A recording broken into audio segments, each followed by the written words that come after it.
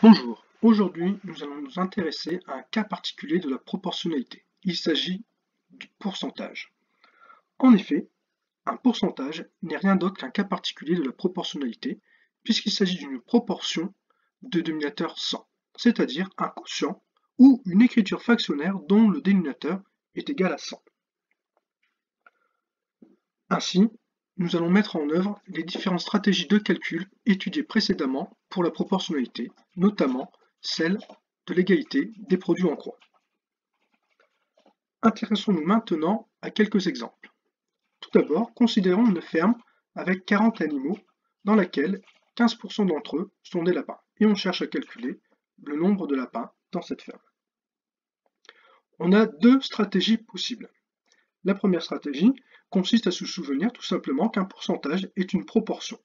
Autrement dit, le nombre de lapins, grand L, est tout simplement égal à 40 multiplié par 15%, c'est-à-dire à 40 multiplié par 15 sur 100, soit encore à 40 multiplié par 0,15, c'est-à-dire 6. La deuxième stratégie consiste à se souvenir qu'un pourcentage est un cas particulier de la proportionnalité. Autrement dit, on peut dresser un tableau de proportionnalité dans lequel on aura correctement nommé les deux lignes et les deux colonnes, afin de placer très facilement les nombres qui interviennent dans l'énoncé, à savoir 40 et 15%, puisque notre proportion ici est ramenée à 100 unités. Autrement dit, puisqu'il s'agit d'un tableau de proportionnalité, et on dispose de l'égalité des quotients 40 sur L est égal à 100 sur 15, où petit l est tout simplement le nombre de lapins cherchés.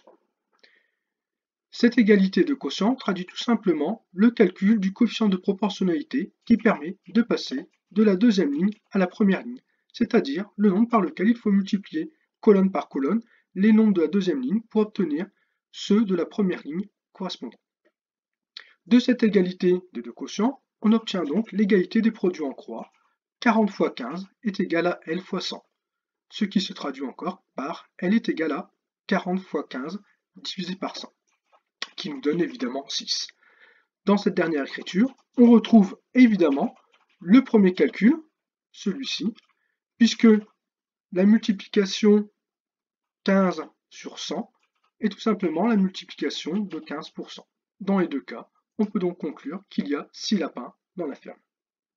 La deuxième rédaction peut paraître un peu plus longue que la première, mais elle a l'avantage de faire clairement apparaître les pourcentages en termes de proportionnalité, alors que la première stratégie, beaucoup plus rapide à rédiger, fait tout simplement traduire que le pourcentage est une proportion.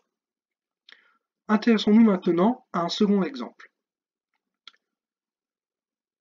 Une clé USB de 5 Go contient 3 Go de données, et on cherche à connaître le pourcentage de cette clé qui a déjà été utilisée pour le stockage de données. Encore une fois, on dispose des deux stratégies de rédaction. Soit celle qui exprime qu'un pourcentage est une proportion, ce que j'ai choisi ici. Ainsi, 3/5 de la clé a été utilisée pour stocker des données, ce qui nous donne 60%. Ou bien, on peut également utiliser un tableau de proportionnalité, puisque les pourcentages sont un cas particulier de cette proportionnalité. On fera attention, cette fois-ci, à la rédaction. Dans le tableau, on obtient simplement que le résultat est égal à 60, alors que dans la première stratégie, on obtient directement que le résultat est égal à 60%. Ou bien, il faut se souvenir que dans le tableau, 100 désigne 100%.